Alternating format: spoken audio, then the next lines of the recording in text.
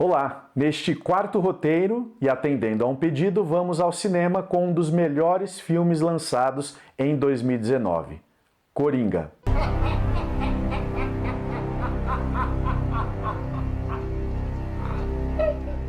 E se você ainda não viu o filme, não se preocupe, que aqui não vai ter spoiler.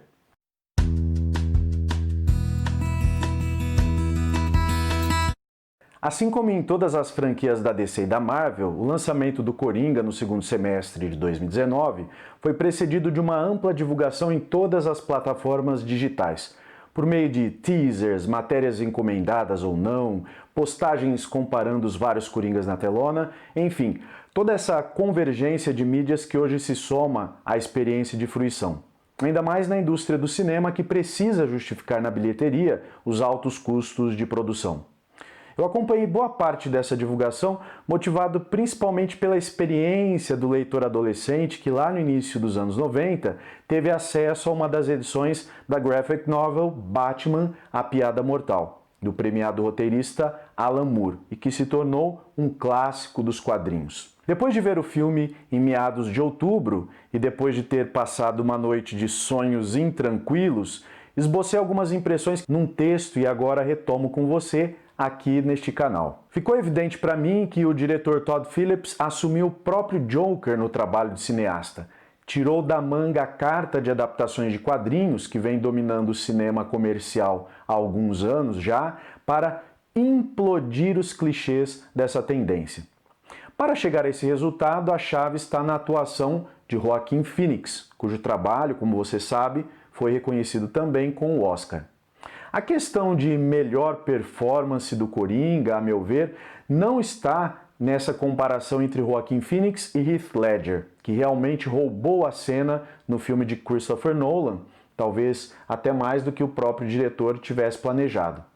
No caso de Phoenix, sua atuação pode ser comparada às parcerias felizes entre Jack Nicholson e Kubrick no Iluminado, de 1980,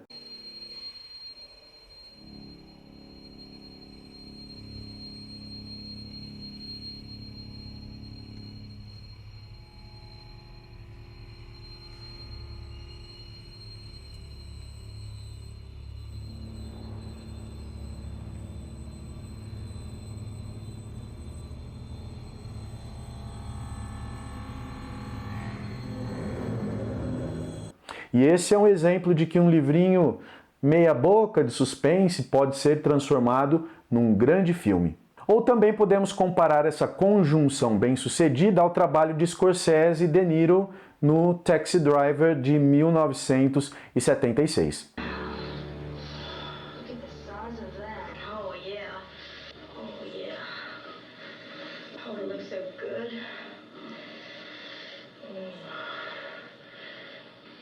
It's getting harder and harder, and it's throbbing now. The idea had been growing in my brain for some time. True force.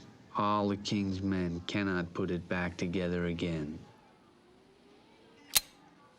Enfim, voltando ao Coringa, desde a primeira cena me tensionei na poltrona e fui sendo tomado por um misto de repulsa e identificação, empatia e aversão, de modo sobreposto e indiscernível devido à complexidade de construção do personagem. Depois desse comentário preliminar, vamos agora a um esforço de síntese sobre o filme em alguns tópicos. Em primeiro lugar, num plano mais imediato, a narrativa conseguiu sintetizar a decadência de um modelo social que lança no próprio indivíduo a responsabilidade em se adestrar para cumprir os padrões de produtividade naturalizados como sucesso e felicidade. É uma cuspida na cara dos arautos da felicidade treinável. Arthur Fleck é incapaz de se adequar e o sistema não perdoa sua fragilidade. E ao tomar consciência disso, Fleck descobre, ironicamente, o seu mindset numa sociedade que esmaga o desajustado, que esmaga o indivíduo não produtivo do ponto de vista utilitário. Ou ainda, no desenrolar da história, a força que impulsiona a massa de desempregados e desassistidos. Trata-se aí do mindset da violência, da destruição e do caos. Em segundo lugar, como representação da decadência de uma sociedade, não dá para desviar das concepções de herói romanesco com base na relação entre o gênero literário romance e seu correspondente no audiovisual, que é o filme de longa-metragem. Em um mundo degradado, o herói busca um valor autêntico. Arthur quer ser reconhecido como sujeito. Não se trata apenas de fazer os outros rirem, como lhe foi incutido de modo doentio durante a infância, mas sim de ser ouvido e reconhecido de fato. Desse modo, o herói buscará esse valor por meios também degradados, a partir do momento que reconhece ser uma carta fora do baralho nesse jogo das relações sociais. O terceiro ponto é o seguinte: a linguagem da violência no filme não é, e nem poderia ser, a épica pasteurizada dos filmes de super-heróis, das franquias Marvel e DC, nem mesmo a linguagem hiperbólica e irônica à la Tarantino. Coringa é de uma violência crua e perturbadora, que alguns chamariam equivocadamente de realista, já que o realismo não passa também de uma construção. Mas chamar o filme de realista, como eu vi muitos chamarem, explica a capacidade da obra, de certa forma, traduzir o espírito de uma época. Outro tema que parece captar esse espírito de época, tendo em vista a quantidade de produções contemporâneas sobre ele, além do intenso debate que tem suscitado, é o seguinte: como lidar com as doenças mentais? O filme não idealiza a doença mental, pelo contrário, faz o espectador sentir o que é sofrer com isso. A aproximação entre a loucura e a arte no filme é cruel. Não há redenção, por mais que em alguns momentos haja uma sensação de revanche, esquemática no roteiro, mas contundente pela dor e marginalização para as quais os outros não dão a mínima, ou pior, sentem o prazer sádico em provocar. São essas ideias que consegui articular naquele momento e reitero aqui, mas Coringa é daquele tipo de filme que vai oferecendo outras camadas quanto mais o espectador se debruça nele. É significativo, por exemplo, a história ser ambientada no início dos anos 80, a década perdida, mas revelar a latência de conflitos vividos agora. Outro destaque a se fazer é a escolha das músicas da trilha sonora. A cena com That's Life, do Sinatra, por exemplo, é memorável. When I'm back on top in June, I said that's life. That's life.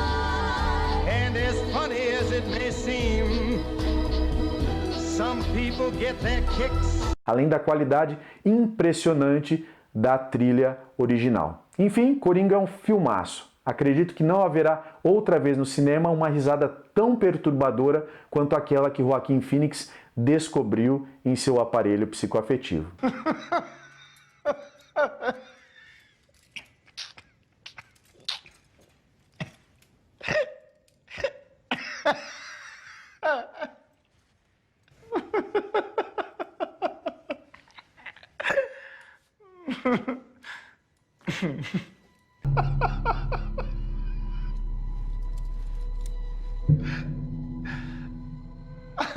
E para você, desavisado, não vá assistir ao filme procurando 2 horas de entretenimento ou um escape aos seus problemas.